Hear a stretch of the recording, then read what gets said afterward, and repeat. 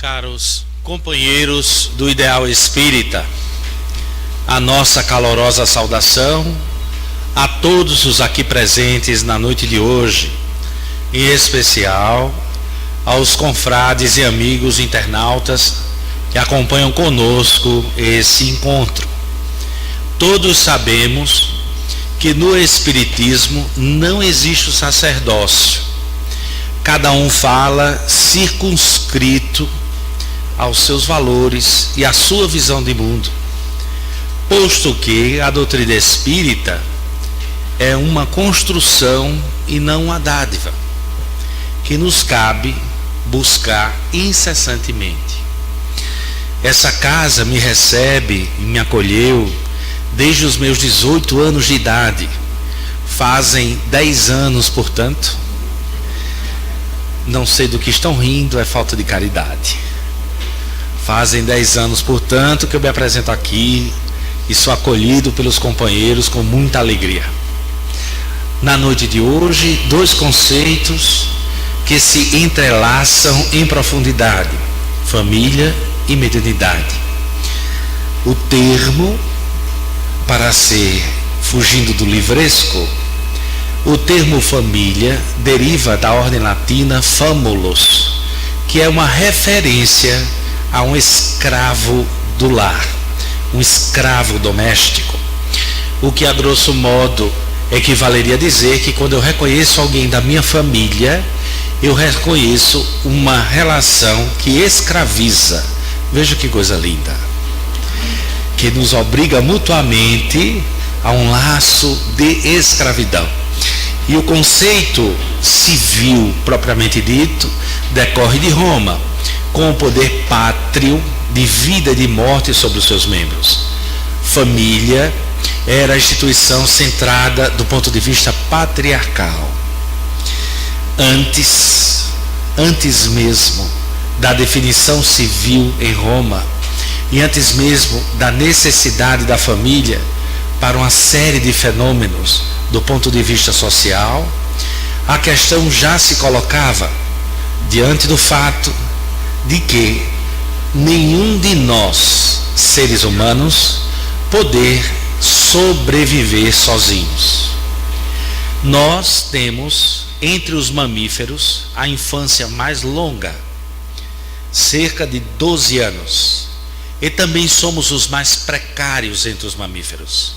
Uma girafa, quando nasce, logra correr 4 horas após o nascimento a uma velocidade de até 60 km por hora.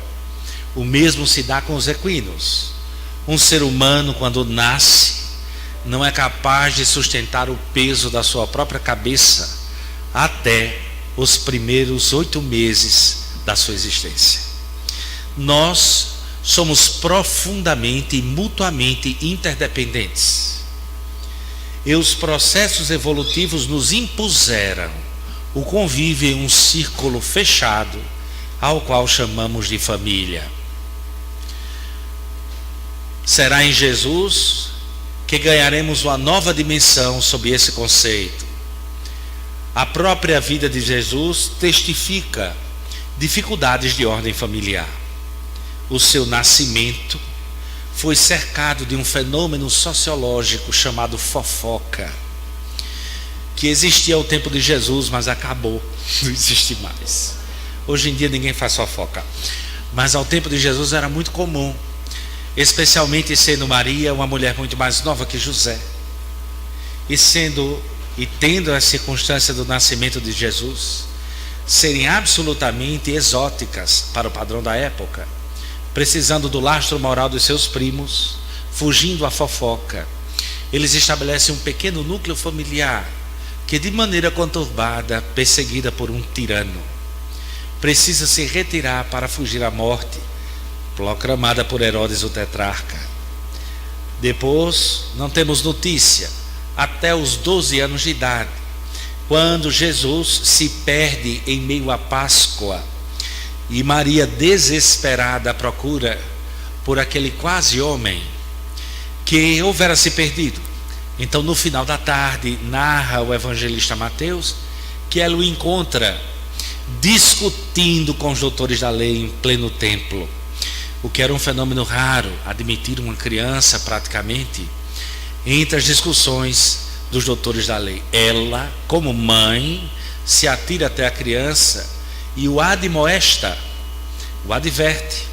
E Jesus então lhe responde: mulher, não sabes que trato eu das coisas de meu pai? Se eu desse uma resposta como essa à minha mãe, teria dificuldades enormes de continuar em pé. Mas como se trata de Jesus, uma personalidade que estamos longe de conceber a profundidade, marca-se aí, desde já, uma dificuldade de compreensão do núcleo familiar em relação ao padrão do espírito que nós temos. É em um momento singular, quando ele pregava em Carnafaum, na casa da sogra de Pedro, que foi palco de vários fenômenos. As pessoas se juntavam, às centenas inicialmente, depois às milhares, ao redor daquela pequena choupana, no lago, no mar, junto a Cafarnaum, se juntavam aos milhares, chegando ao cúmulo. De certa feita, para que um paralítico pudesse entrar à casa, foi destelhada para que ele pudesse entrar. Era uma mulher excepcional e que acolhia Pedro, Jesus e os discípulos, o que nos faz reviver a esperança na relação com as nossas sogras. Porque se a sogra de Pedro era capaz de tal sacrifício, veja que maravilha. É lá que alguém chega para Jesus e diz: mestre, teus irmãos e tua mãe vieram para tomá-lo. O termo não deixa dúvidas. Ao tempo de Jesus, tomados eram todos aqueles que perdiam a sua sanidade ou sua capacidade de convívio social. Eram tomados pela família. A pessoa, inferência nossa, lança a sentença em alto e bom som, provavelmente para causar um relativo constrangimento, como a dizer: se os seus familiares lhe creem louco, como é que vamos segui-los? Antes disso, Jesus já advertia: ninguém é profeta em sua terra, porque com os nossos familiares estabelecemos rótulos, e uma vez rotulados, não vamos lograr. É mais fácil ser reconhecido no exterior do que no interior do núcleo familiar. É necessário um processo de validação externa, porque interna nós não teremos. Aquele que cresceu comigo não é possível, só pode ser um louco.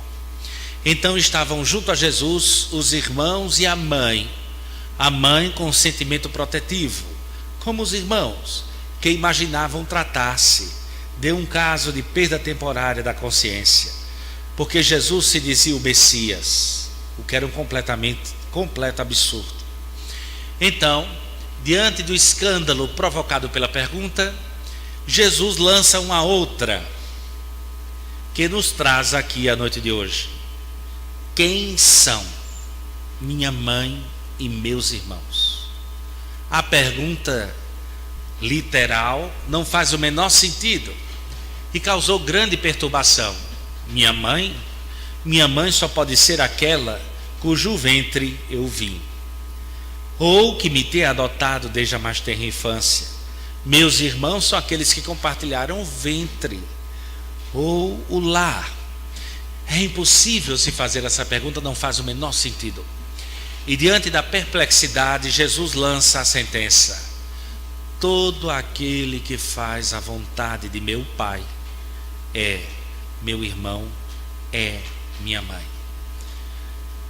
Estava lançada a base de um princípio chamado família espiritual. Até aquele instante, o sentido familiar era o sentido consanguíneo ou de convivência. Quando o indivíduo era internalizado em um meio familiar, ou quando ele nascia do sangue ou derivava dos genes de alguém. A partir de agora, Jesus estabelecia uma nova referência para a construção das famílias. Ele dizia que todo aquele que fazia a vontade do Pai equivalia a seu irmão, sua mãe.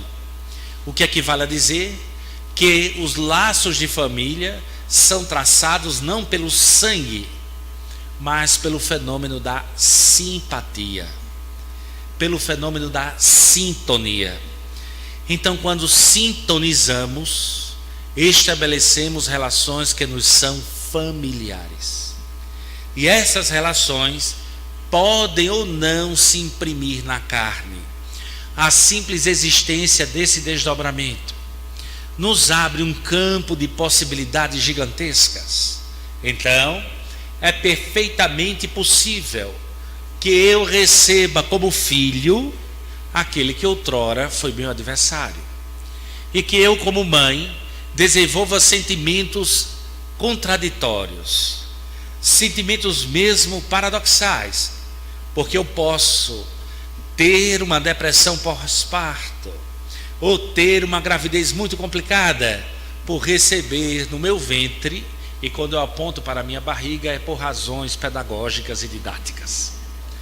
É receber no meu ventre aquele que foi o meu adversário. E eu não sei explicar, mas nós todos que vivemos em núcleos familiares temos essa dificuldade. Há pessoas que nós compartilhamos o sangue, mas não temos a mesma intimidade que certos amigos.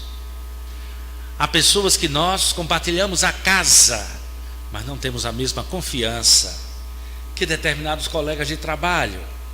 Como explicar? Como explicar que muitas vezes eu tenha sentimentos paradoxais em relação a pai, a irmão? Somente a chave da reencarnação, dentro da lógica do espiritismo, da necessidade de progresso e de evolução, nos dá a chave para entendermos o que nós sentimos. Porque negar o que se sente é perda de tempo. Não adianta você dizer: eu sou seu pai, não posso lhe odiar. Já odeia, já sente. Agora, o que vai fazer com que sente é um processo de escolha e decisão, o que é bem diferente. Porque nós não somos obrigados a nos entregar ao que sentimos. Mas se nós negamos o que sentimos, não vamos adiante, nem vamos muito longe. Paramos no campo da superficialidade e passamos a uma outra fase chamada hipocrisia ou racionalização. É quando a gente diz assim: eu não posso, olhe, eu vou ser honesto, eu não lhe odeio, eu não lhe detesto, eu só quero nunca mais olhar na sua cara, só isso. Se ficar cada um na sua, por mim está tudo bem, a gente convive normalmente. A família, portanto, tem uma dimensão que radica-se na carne, mas não é efeito da carne. Nossa família nasce das relações de simpatia e de sintonia que nós temos uns com os outros. Sintonia é um termo lato, simpatia é um termo estrito. Se eu uso sintonia, eu posso ter na minha família mesmo aquele que eu odeio, porque nós não somos simpáticos, mas estamos em mesma sintonia. Se você já sentiu ódio de alguém, e é claro que aqui ninguém nunca teve raiva, imagine ódio, mas se você já teve raiva de alguém, você sabe como é. A pessoa não sai da sua cabeça, não é uma desgraça? Você deita, dorme e acorda fazendo o quê? Lembrando daquela criatura. Só de falar agora, ela já lhe veio a cabeça e você solta aquele risinho, como quem diz: aqui não. Mas aquela figura já lhe veio à mente, exatamente porque você permanece em sintonia e não tem por essa pessoa nenhuma simpatia, porque os laços não se destroem, quer sejam de amor, quer sejam de ódio. Portanto, se você não quer que aquela pessoa que você odeia profundamente permaneça junto a você no futuro, trate de perdoar. Porque o perdão liberta. E não liberta o outro, liberta nós mesmos. Porque quanto mais você detestar, mais próximo maior a sintonia e maior a probabilidade de que essa pessoa volte com você. Não é uma desgraça? Então, abracemos a Jesus, que nos ensina lindamente: reconcilia-te com o teu adversário enquanto estás a caminho, para que ele não te entregue ao juiz e para que o juiz não te mande prender. Alguns de nós achamos Jesus ingênuo, mas ele tem um sentido profundo e transcendente em suas palavras. Reconciliação não quer dizer estar de acordo. Reconciliar, retomar o centro, ser concêntrico novamente. Reconciliação não quer dizer concordância nem amor. Reconciliar quer dizer reorganizar-se, reatar. Veja que interessante. Reconcilia-te com o teu adversário enquanto estás a caminho. Alguns identificam estar a caminho como estar encarnado, ou como ter a chance. Eu prefiro a segunda hipótese. O caminho não é um estar encarnado ou desencarnado, ou ambos, mas o caminho é a oportunidade. Porque é verdade que as horas se repetem, mas a oportunidade nunca se repete. Então, se você tem oportunidade, tente reconciliar. Se não é possível a reconciliação, porque às vezes o outro não aceita. Nosso país, nos dias de hoje, precisa urgentemente de reconciliação. Não muito tempo atrás eu ouvi dizer que muita gente saiu do grupo de WhatsApp da família chateado, porque era de partido A, de partido B, de situação tal e qual.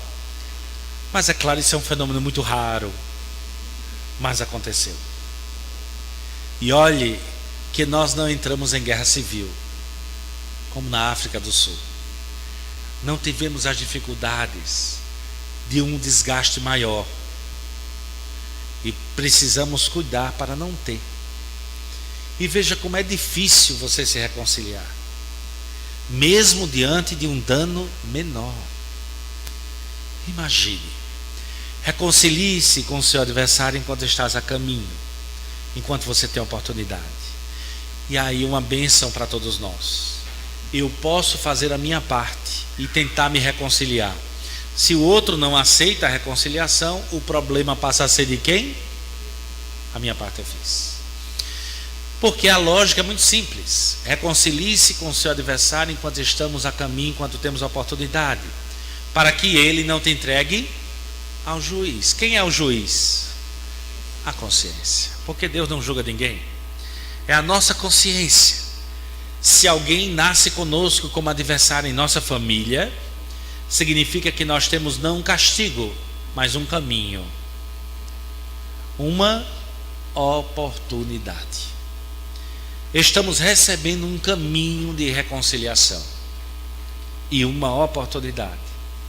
Esse eu não perdoo e não aceito, porque na lógica da reconciliação, aquele que errou deve reconhecer o erro, e aquele que foi lesado deve abrir mão do desejo de vingança.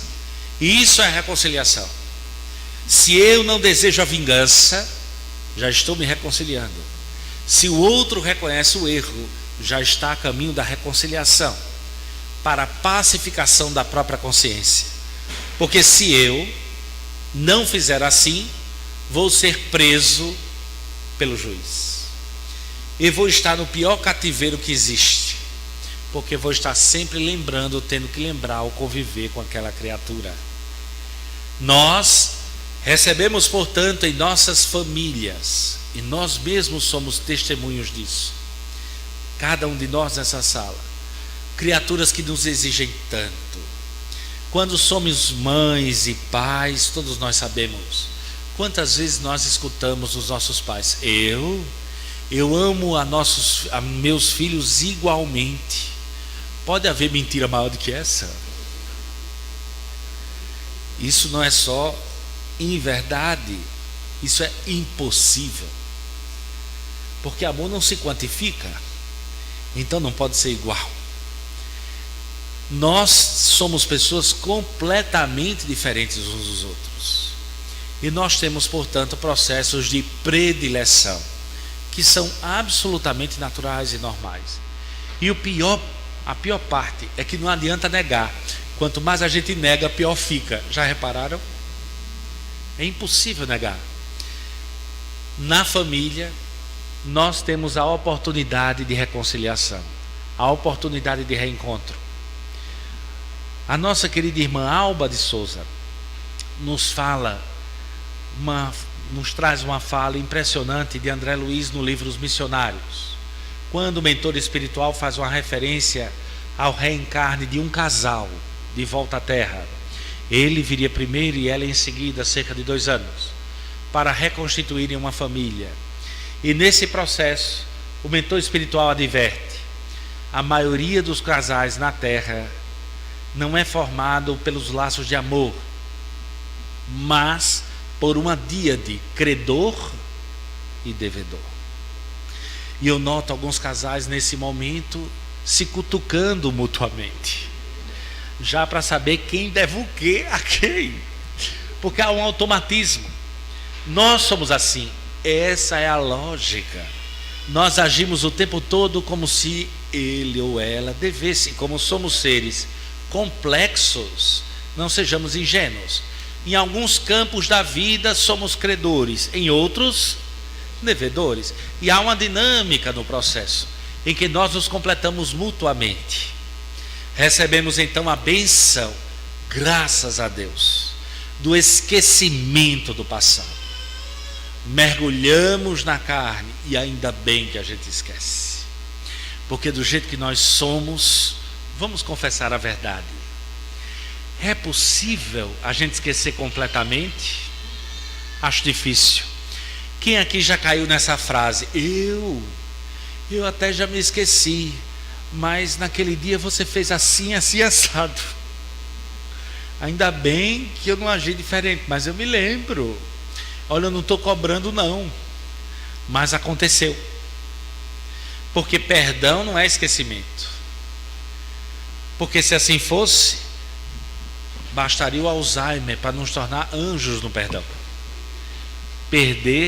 Perdoar não é esquecer. Perdão pressupõe superação, não esquecimento. Nós mergulhamos na carne para termos a oportunidade de superar, porque com o ego que temos, não conseguiríamos. Aquele que me traiu volta comigo, e eu agora vou confiar nele se eu lembrar da traição? Pouco provável. Então é necessário que a gente esqueça. Mergulhamos nós na carne, e no processo densificado da matéria, as memórias do campo perispiritual se dissolvem, mas não se perdem, porque nós guardaremos um fenômeno chamado intuição. E vamos ter a intuição, a famosa tríade: eu sinto, a partir do que eu sinto eu penso, e a partir do que eu penso eu ajo. É o sentimento de onde brota o pensamento, de onde decorre a ação. Então, apesar da aparente lucidez, todo o nosso raciocínio deriva antes do que sentimos. Quando nós reencarnamos, a intuição permanecerá conosco, como se fosse um sinal a nos advertir. A gente não lembra com clareza, porque se tivéssemos, não daríamos um passo à frente. Ou o orgulho ia nos paralisar, ou a vergonha ia nos trazer tanta culpa, que aquela encarnação estaria perdida. Assim, nós esquecemos, retornamos à carne, e na carne recebemos um instrumento excelente que radica-se no corpo, a pineal. O terceiro olho, a nossa capacidade de comunicação com os espíritos. E num processo magnífico vamos evoluindo, e na medida em que evolui a pineal, até os 7 anos de idade, ela permanece ativa como o centro dos hormônios do nosso corpo. E aos 7 anos de idade, narram os espíritos, termina a completude dos laços deste corpo ao outro, e os fenômenos mediúnicos muitas vezes cessam, porque até os 7 anos é natural para a criança a mediunidade, mas não para o pai, que fica desesperado. Esse desespera por uma razão simples: biologicamente nós somos preparados para defender a cria, mas é necessário a gente ter uma ameaça objetiva. Como é que eu vou defender o meu filho de um fantasma que aparece de noite? Nada mais angustiante. Eu me sinto absolutamente incapaz, eu me sinto absolutamente indefeso, eu não tenho como agir, porque é uma ameaça, entre aspas, abstrata. Enquanto aquele coleguinha da escola que bate nele, eu sei me defender. Se eu for uma pessoa menos evoluída, eu bato de volta da criança. Se eu for mais ou menos evoluído, eu vou tentar bater com o pai. E se eu tiver alguma lucidez na cabeça, eu vou tentar dialogar com os pais e com o pessoal da escola. Mas eu tenho uma concretude na ameaça. Quantas criaturas não cruzam os centros espíritas e seus templos religiosos em busca de afastar os maus espíritos de seus filhos, em busca de afastar uma ameaça que paira em sua própria residência, absolutamente abstrata. Quantos não já vieram à nossa casa em completo desespero, ingênuos que somos? Esquecemos Jesus, que nos diz: é melhor o inimigo vivo do que o inimigo morto. Porque o inimigo vivo pode ser detido. Há processos de contenção, muros, cães, dispositivos de defesa, câmeras, a prisão. E para o inimigo morto, o que pode nos defender? Quais as defesas eficazes contra ele? É uma ameaça imponderável, imprevisível, que vai parar sobre nós o tempo inteiro. Daí Jesus, na sua sabedoria, nos advertir: é melhor o inimigo vivo do que o inimigo morto. Na mediunidade da infância, a naturalidade, até aproximadamente os 7 anos de idade. Não há uma regra absoluta, porque nenhuma pode sê-lo. Todas as regras têm uma generalidade, mas de certa forma nessa idade, para a criança é natural e para nós não é. Quantas vezes a criança diz: vovô está aqui, e a gente diz: cala a boca, pelo amor de Deus, vai comer, menino. Isso não é coisa para criança, porque nós nos assustamos com a naturalidade deles, até os 7 anos de idade. Os laços se completam, à exceção dos fenômenos de mediunidade ostensiva, como o vulgo tomou. Esses fenômenos tendem a aquecer, e também não confundir com os fenômenos de maturidade psicológica, que são absolutamente naturais. O amiguinho, por exemplo, invisível, nem sempre é necessariamente um espírito, mas é parte do processo de elaboração da imaginação, da exacerbação do córtex cerebral. Também é possível, assim como existe a possibilidade do intercâmbio. Nós, no Espiritismo, somos os mais desconfiados, porque primeiro nós devemos eliminar todas as possibilidades.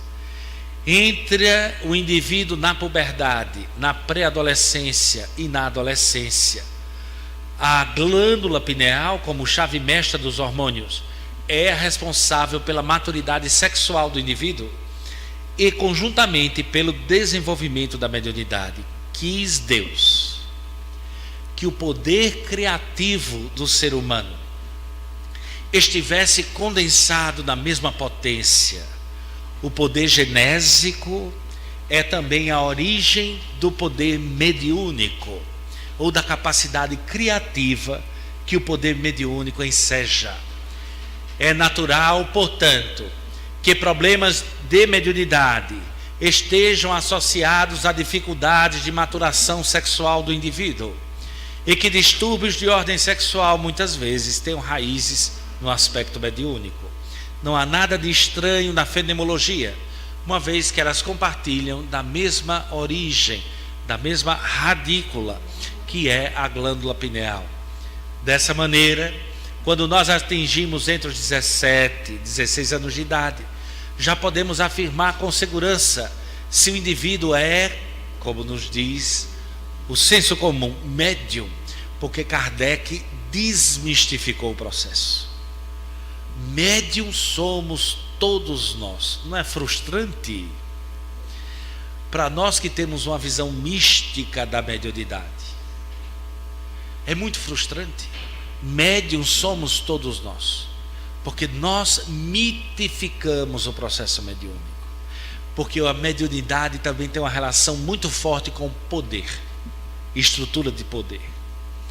Se eu vou, por hipótese, a um atendimento fraterno e recebo a criatura que muitas vezes vem ao centro espírita cheio de uma perspectiva mística, em desespero, porque quem nos procura vem fragilizado, é o mais comum, do ponto de vista emocional, do ponto de vista afetivo. A criatura vem em busca de um apoio, já chega vulnerável. Imagine se ela chega no centro espírita e eu também tenho uma perspectiva mistificada. Então senta-se diante de mim e diz: o senhor é médium? E aí eu olho fixamente para o ombro esquerdo da pessoa e digo: sou. O senhor vê espíritos? Sim. Nesse momento os irmãos espirituais me dizem para que você faça isso, isso e aquilo. Nesse instante os amigos espirituais me dizem que é importante que você faça dessa e dessa maneira, que vai dar tudo certo. Ou pior, eles me dizem que no passado você fez isso, isso e aquilo outro, e que portanto nessa vida você precisa fazer isso, aquilo e aquilo outro. Que postura vamos tomar? Como é que vamos reagir? Se nós temos uma visão mistificada da mediunidade, Kardec define que todos nós somos médiuns, porque assim como a beleza, a inteligência, e todos nós temos a nossa beleza, todos nós temos a nossa inteligência, todos nós temos a nossa mediunidade, e ela tem um papel muito específico. Para que serve a mediunidade? Força propulsora genésica, portanto criadora. Ela é a interface, e naturalmente será a interface primeira com a nossa família. E me refiro aqui não só à família encarnada, como também à família desencarnada. Porque em O Livro dos Espíritos, Kardec nos adverte que a população de espíritos é cerca de 1:5. Cerca de 1/5 da humanidade permanece encarnada e os outros 4/5 desencarnados. Imagine você que a sua família espiritual é 5 vezes maior do que a tua encarnada. Imagine o almoço de domingo. Imagine se os encarnados já tentam se meter na sua vida. Imagine os desencarnados. Pode os espíritos interferir em nossa vida? Pergunta Kardec. Mais do que podeis supor. Ponto. Chega a dar um arrepio crânio-caudal, caudo-cranial. De forma que, de ordinário, são eles que vos dirigem. Então temos, no plano espiritual, grande parte da nossa família. Porque o projeto de evolução é um projeto coletivo. Não existem planos reencarnatórios individuais. Existem planos reencarnatórios individualizados, o que é muito diferente. Porque nós crescemos em grupos gregários. Porque nós precisamos sobreviver também sob o ponto de vista espiritual. Então uma parte reencarna e outra permanece no alto. Porque eles também precisam evoluir, também interagem conosco, mudam-se os papéis, e eles, alguns deles, interagem muito, mas muito mesmo. No sono, durante os sonhos, quem de nós não teve vivências, ainda que não guardemos clareza, como é natural, guardamos o sentimento e a intuição, nos contatos, nas ideias. Kardec tipifica com grande beleza que a mediunidade é um poderoso alavanca de progresso para o indivíduo. porque ela nos faculta um elemento central, o autoconhecimento. Eu só vou saber quando a vontade não é minha, se eu conhecer a minha. Então eu preciso me conhecer para saber quando o pensamento é meu ou não. É bem verdade que há pensamentos que são tão distantes do que a gente imagina, e às vezes tão bem feitos, que a gente sabe com clareza que aquilo ali é impossível. Mas com toda certeza, nesse sentido eu garanto a vocês, eu mesmo às vezes, não sempre, mas às vezes a gente dá palestras tão bonitas, a gente se sente tão inteligente, tão capaz, e quando sai da palestra volta ao normal. E você vê claramente que ali tem alguma coisa, que não é só você. Quantas vezes nós temos essa percepção?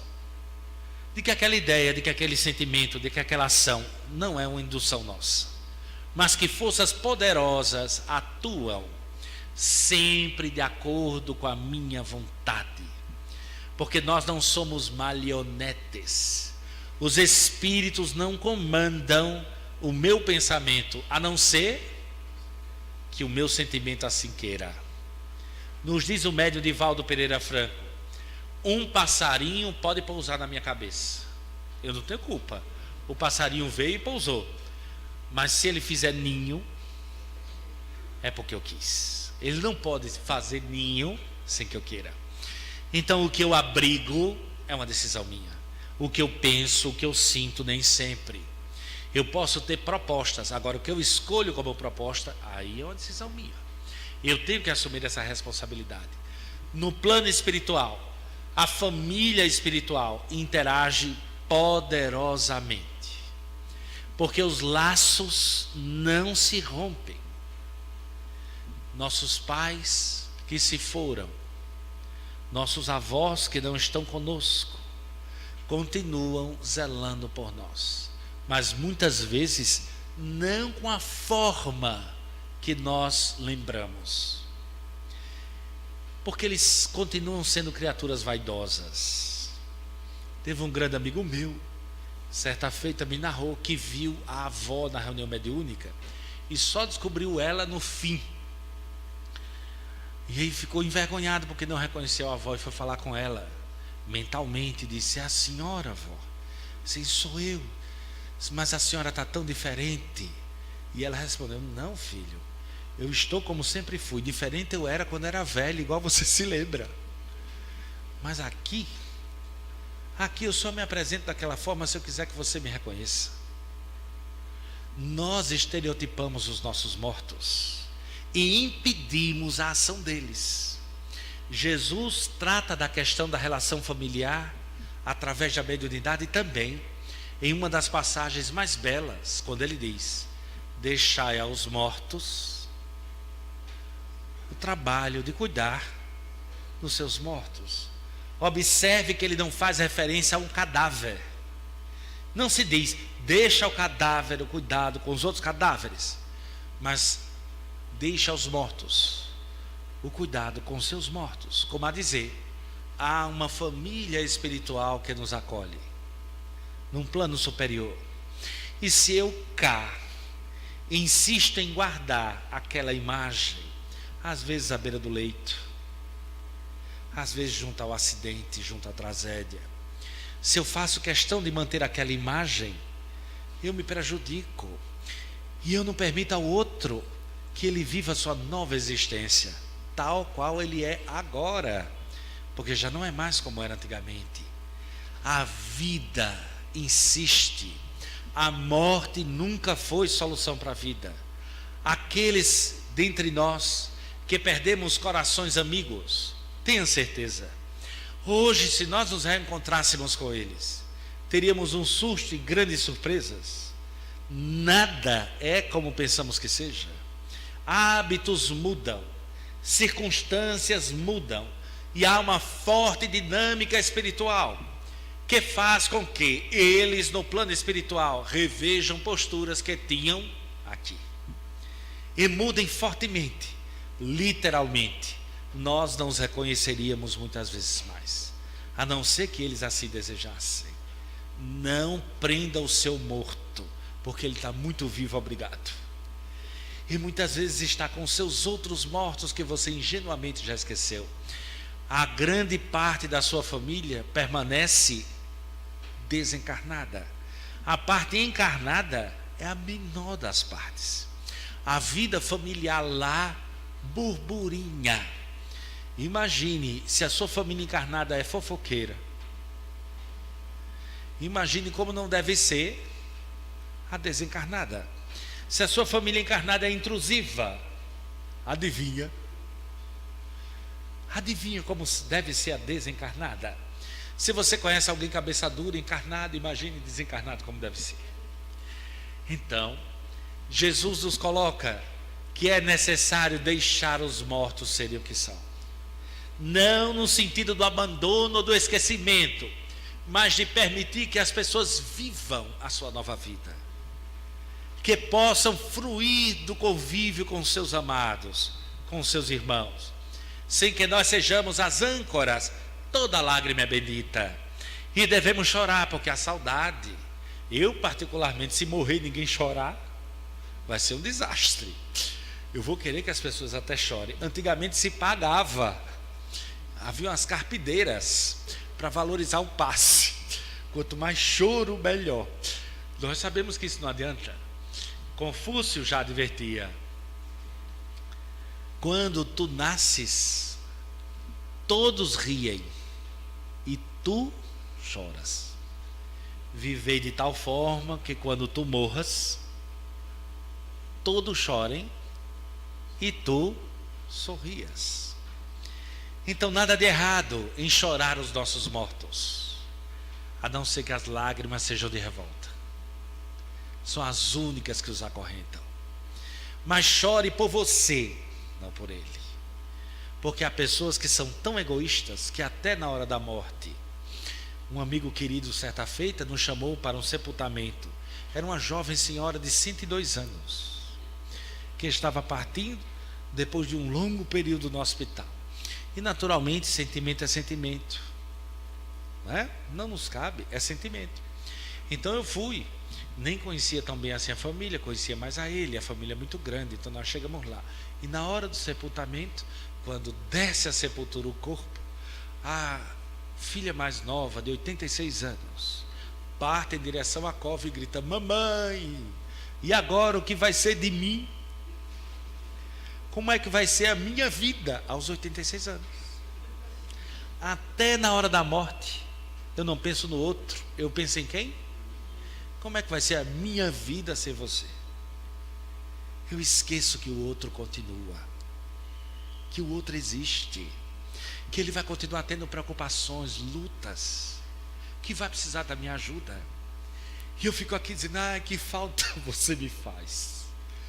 Se você ainda estivesse vivo ou viva, a minha vida seria outra.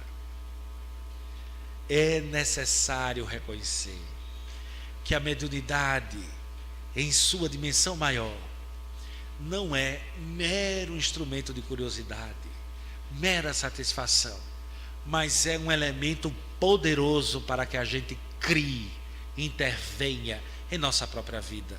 Eu olho com tanto cuidado quando a gente encontra no Espiritismo pessoas com a mediunidade profundamente perturbada, porque é natural que assim seja quando nós não temos os elementos para lidar. Então nós negamos a realidade. Certa feita, uma jovem senhora se apresentou com grandes dificuldades no campo mediúnico e me disse uma série de episódios muito difíceis. Olhou para mim e disse: você acha que eu estou ficando louco, que eu estou louca? E eu disse: não, a senhora não está louca, mas se continuar dessa forma vai ficar. É necessário tratamento. Procure um bom psiquiatra, procure um bom psicólogo e venha à casa espírita. Depois que a senhora se equilibrar, poderá ir à reunião mediúnica. Mas me disseram que eu preciso trabalhar. Eu disse: agora a senhora só vai atrapalhar, inclusive a senhora mesma. É impossível, a senhora não pode trabalhar. Seria a mesma coisa que eu dizer: se eu sou um cardiopata, eu posso operar o coração de quem é doente igual a mim, que eu tenho o mesmo problema. Isso não faz o menor sentido. Se eu tenho distúrbios na ordem mediúnica, meu lugar não é uma mesa mediúnica. Minha busca deve ser encontrar a harmonia com a minha mediunidade primeiro, para seguir a mesa mediúnica depois. Porque a mesa mediúnica não é tratamento para desequilibrado. Lá o desequilíbrio vai se alastrar, que é muito pior.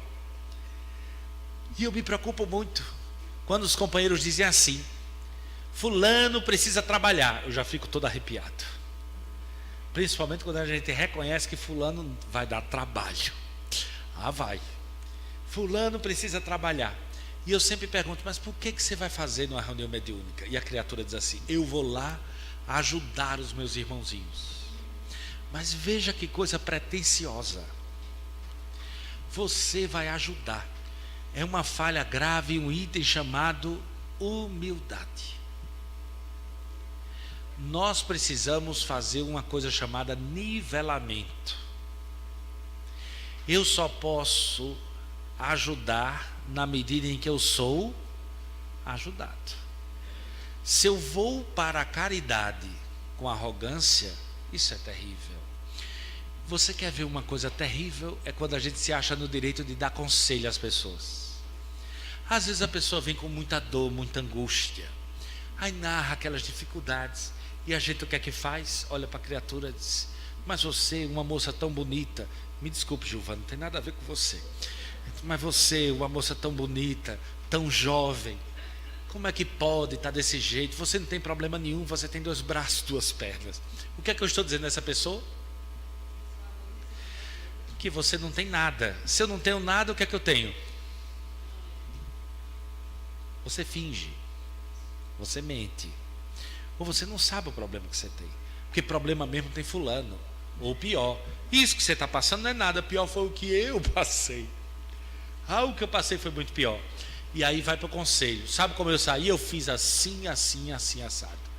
Toda vez que eu dou um conselho a alguém, eu estou declarando que essa pessoa é incapaz de encontrar o seu próprio caminho. Eu estou tirando dela fé. Eu estou dizendo a ela: se você não seguir o que eu falo, vai se dar mal, porque você não sabe o que faz. E infelizmente às vezes até fazemos o reforço negativo. Quando a pessoa quebra a cara, a gente, ao invés de acolher e auxiliar, faz o quê? Tá vendo? Você não me escuta, eu falo tanto. Depois de tanto que eu disse. Nós temos a pretensão, veja você que absurdo, de acreditar que nós somos superiores aos outros, a ponto de dar conselhos, a ponto de disponibilizar mediunidade para guiar a vida de alguém. E aí nós vamos cair no adágio de Jesus: seremos cegos guiando cegos, porque acreditamos no nosso próprio orgulho, na nossa própria vaidade, porque há guias que precisam ser guiados. Há guias que têm enorme dificuldade e transtorno. Não creais em todos os espíritos, mas vezes antes, se são de Deus. A advertência é plena e válida. É necessário ter olhos de ver e ouvidos de ouvir. Se nós vamos ajudar não porque somos superiores ao outro e sem a nossa ajuda o outro não vai viver, mas é porque no ato de ajudar eu também me ajudo.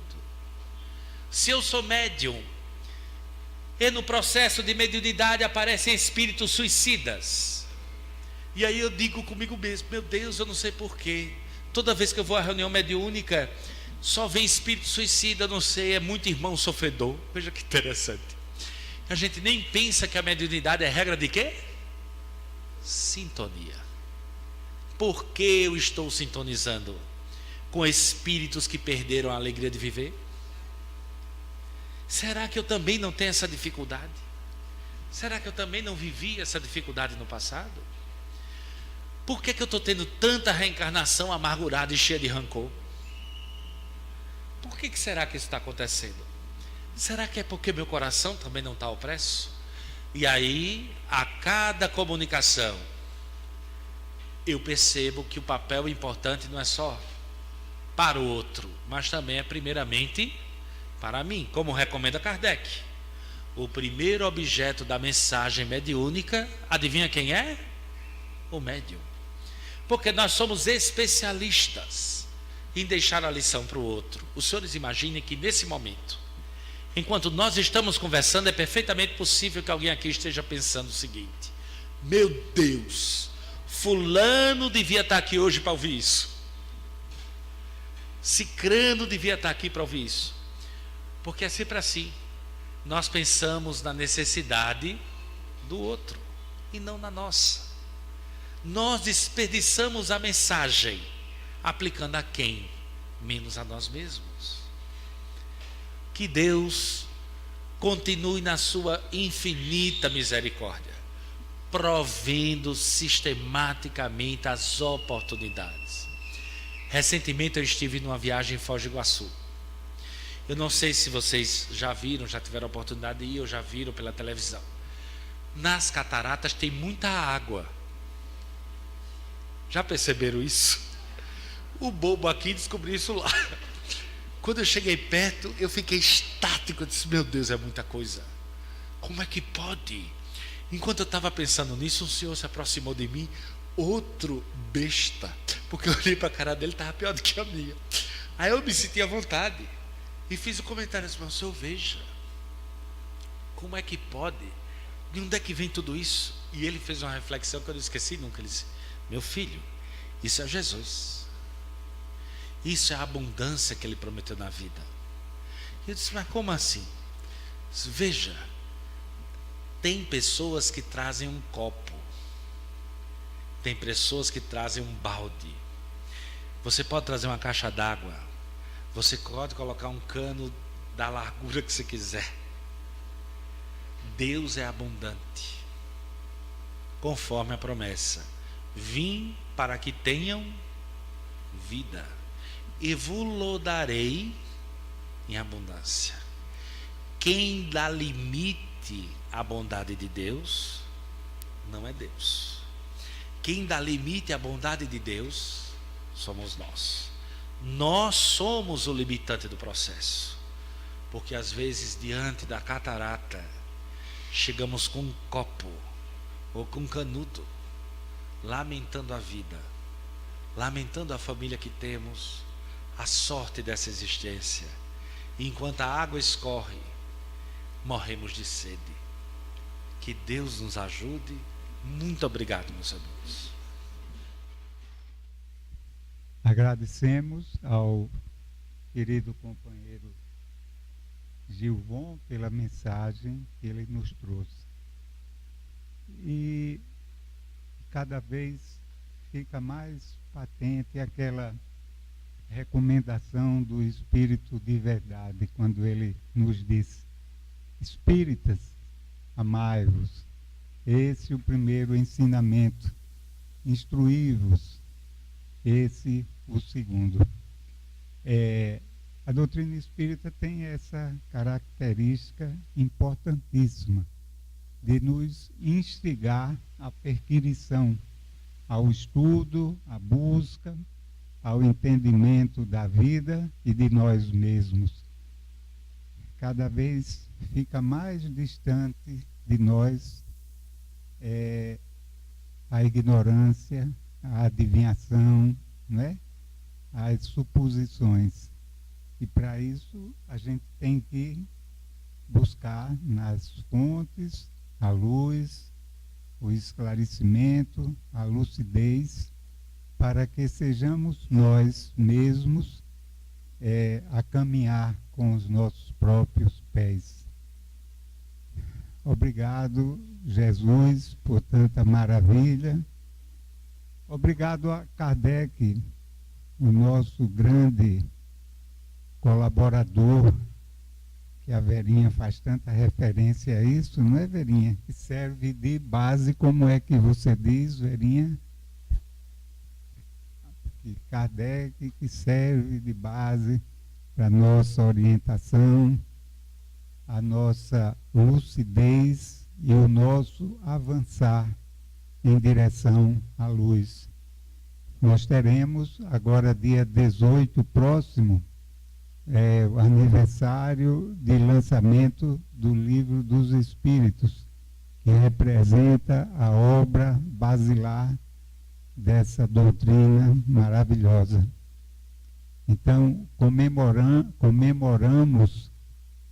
comemoremos essa data, estudando mais, lendo mais e vivenciando mais Jesus e Kardec. Nós daremos depois alguns breves avisos. Vamos acompanhar a Teresa na prece final.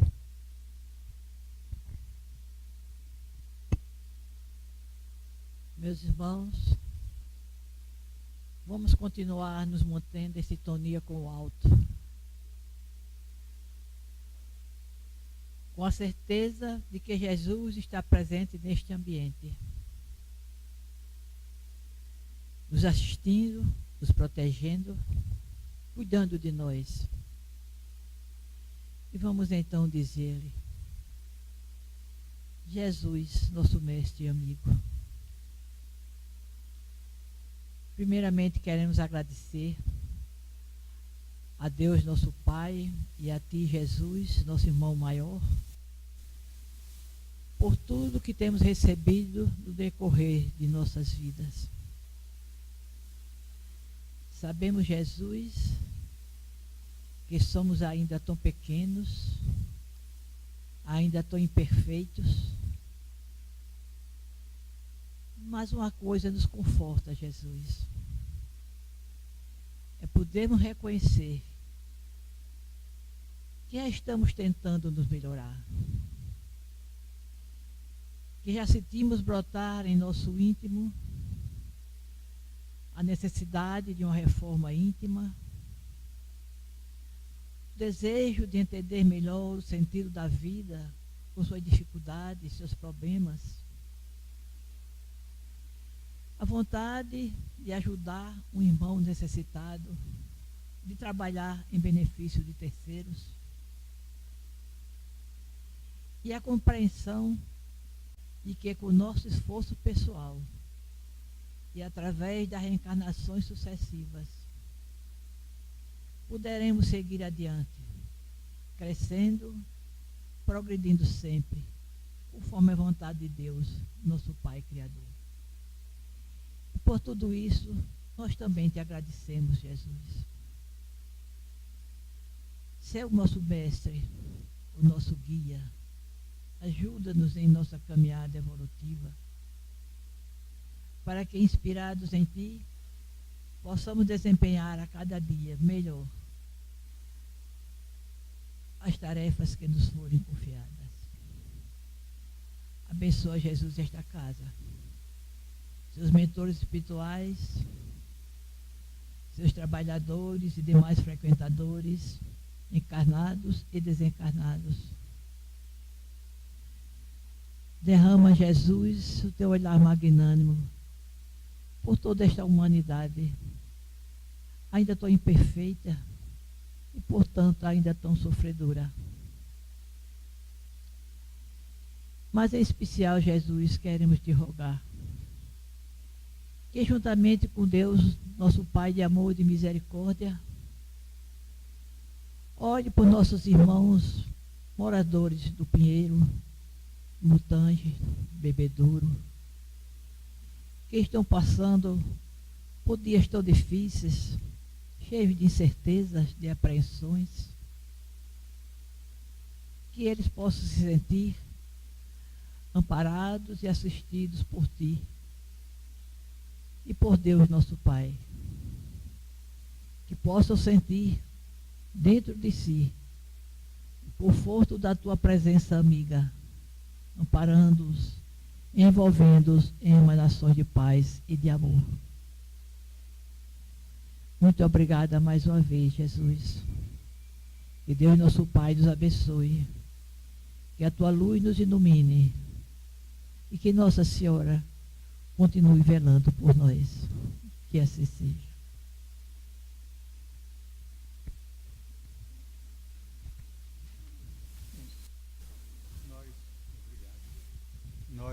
lembramos a realização do 5º Congresso Espírita Alagoano, que acontecerá nos dias 5, 6 e 7 de julho próximo. As inscrições poderão ser feitas ou as informações obtidas através do telefone da Federação Espírita de Alagoas, cujo número é 30 22 0325. Teremos a presença de diversos oradores que com certeza trarão para nós ângulos novos de observação dos ensinamentos da doutrina, do Evangelho, né? E nos farão, assim, ampliar a nossa compreensão acerca de toda essa temática.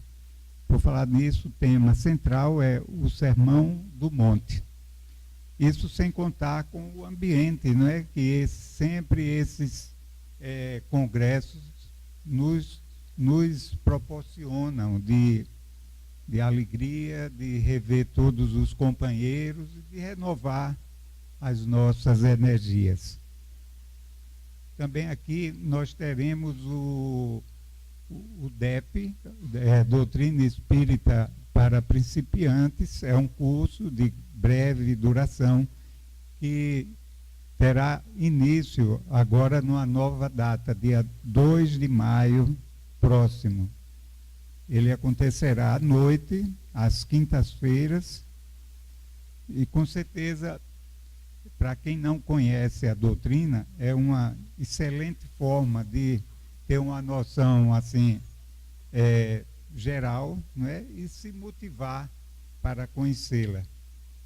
Também teremos um seminário realizado aqui pela nossa casa, Bastidores da Obsessão, as raízes do suicídio, que infelizmente é algo que a gente tem ouvido falar com uma frequência muito grande de casos. Dia 18 de maio próximo, das 8 às 20, às 12, das 14 às 16. Entrada 2 quilos de alimentos, aqui na nossa instituição.